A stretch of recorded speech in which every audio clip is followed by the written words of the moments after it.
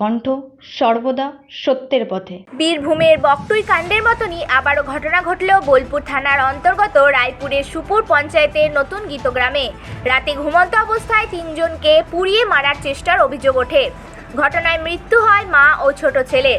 বর্তমানে একটি হাসপাতালে মৃত্যুর সঙ্গে পাঞ্জা লড়ছেন বাবা।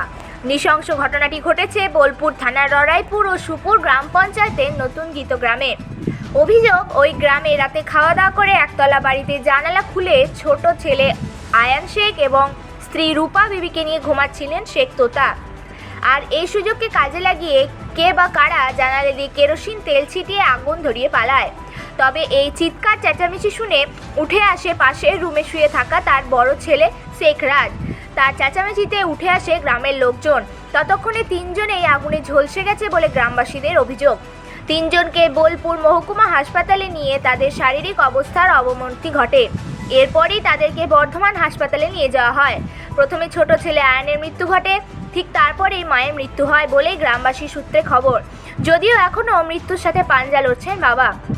এই ঘটনায় গতকাল গভীর রাতে ঘটনাস্থলে যায় বোলপুর থানার পুলিশ। ইতিমধ্যে এই ঘটনায় চাঞ্চল্যকর পরিবেশ সৃষ্টি হয়েছে।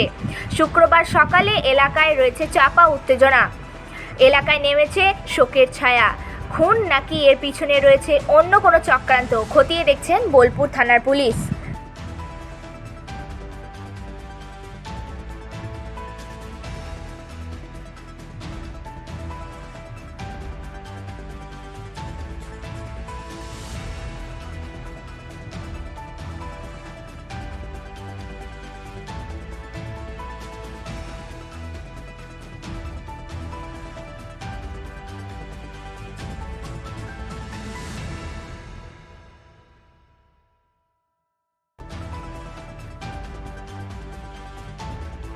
ব্যুরো রিপোর্ট, বীরভূমের কণ্ঠ।